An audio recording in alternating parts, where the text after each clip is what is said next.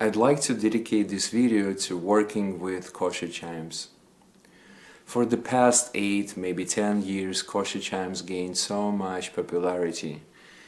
There is a really good reason for that. This instrument is suiting everyone.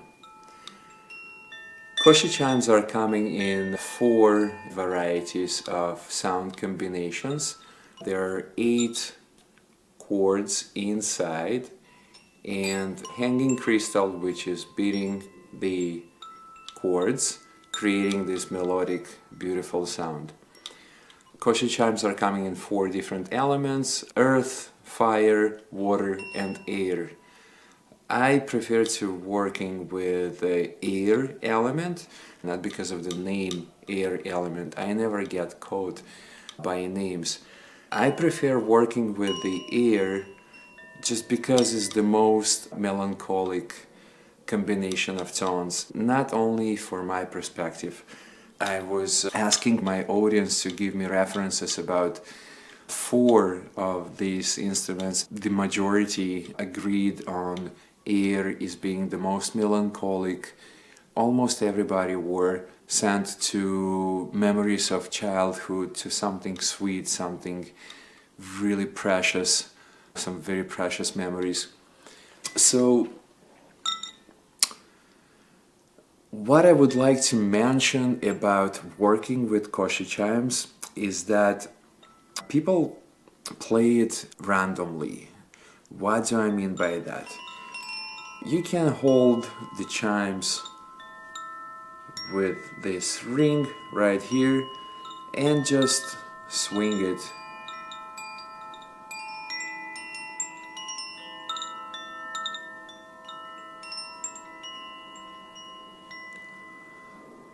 This way the chimes are playing very random sequence, which is awesome. There's nothing wrong about it. However, I would just like to suggest, if you want to give some kind of direction to this sequence and you want to be more in control, there is a way to do that. If you look at the chimes on the top, you can see this bar. This bar is actually holding the rope with the crystal. And what I do, I hold the chimes with this bar facing this direction. I can either put it this way, it doesn't matter, as long as I have some sort of reference. What I do, I swing the chimes this direction, then I stop and I swing in this direction. So I create some sort of a sequence which could be predicted by the listener. And we'll talk about the prediction also. It's a good topic and we can apply something very interesting with chimes. So this is how it sounds in practice.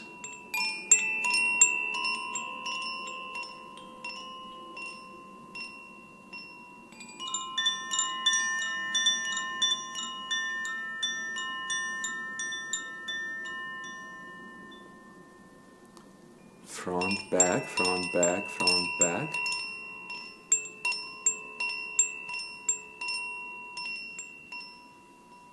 Left, right.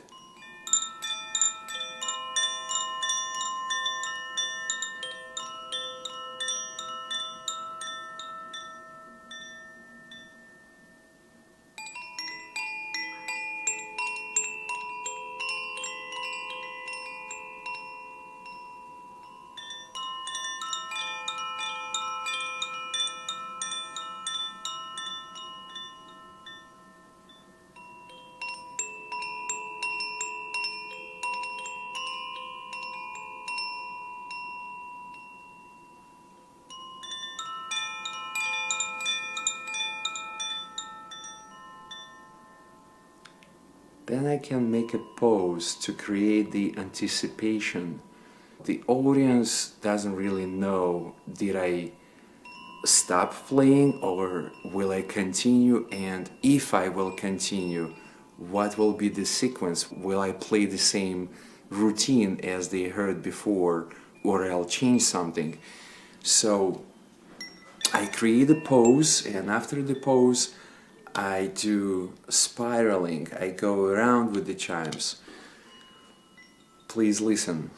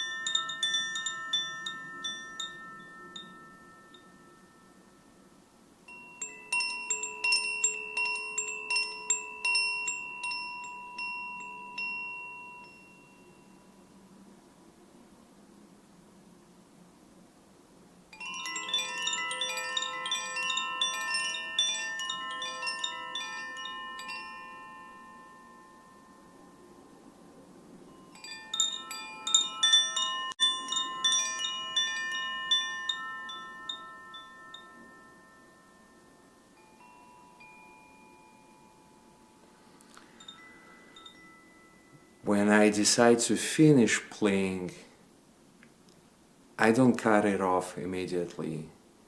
I still let it sing a little and gently put it on the floor. When I put it on the floor, I'll do it as quiet as I can.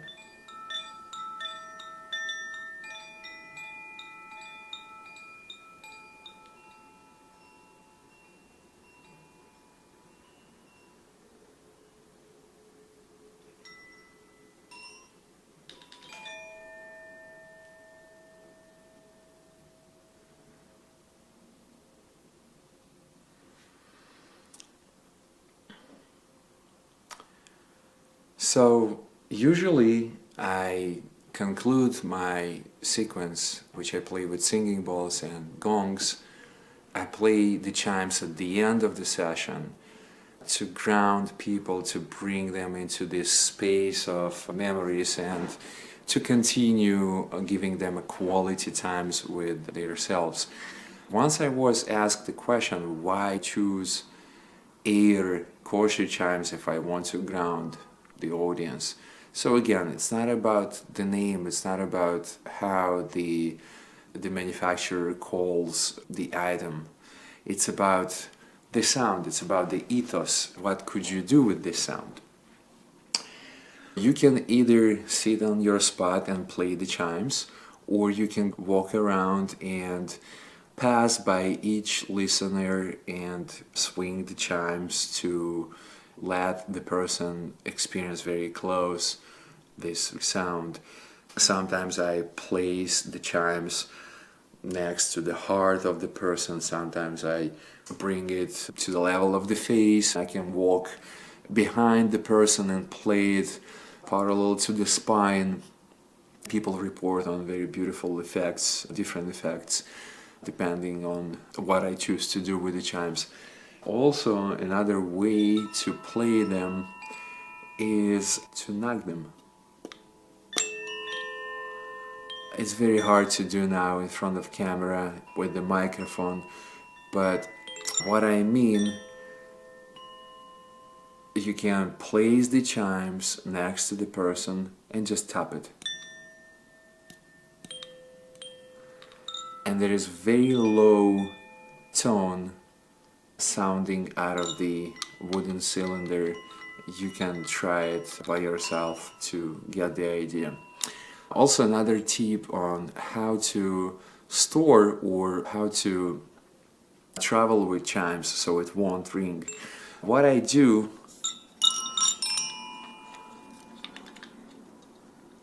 I simply take the crystal, this piece of glass, and I put it behind one of the longer rods. This way it's not swinging, not playing freely in the cylinder. Also sometimes I take a little tissue and I put inside. So that's how you can store your chimes and travel with them. Be aware of the moisture because the cylinder is made of bamboo. Well, the moisture is not really dangerous for the bamboo, but long exposure to the moisture could damage the chimes. Awesome instrument, strongly recommend you to use it. I suggest you to have all 4 elements, or if you are limited with budget, just listen to the samples on the Koshi Chimes website and choose the one that you prefer, the one that you like the most. Doesn't matter if it would be air, fire, earth, or water. It really doesn't matter if you're a water sign or a fire sign or the air sign. Go by your feelings. Choose one that you really like to listen to. Thank you. So, to create anticipation is very helpful because many times during your session, some people are just getting bored and you can even hear them snoring.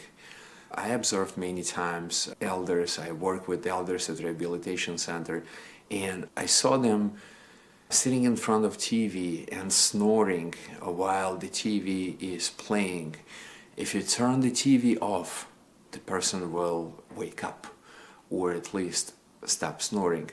Sometimes stopping playing during your session and giving a little pause awakens the person, the listener is coming to the state of, okay, what is going on? What is happening next? I want to know. It awakes the curiosity within the snoring person. Giving a pause is a really good tip. Give a pause.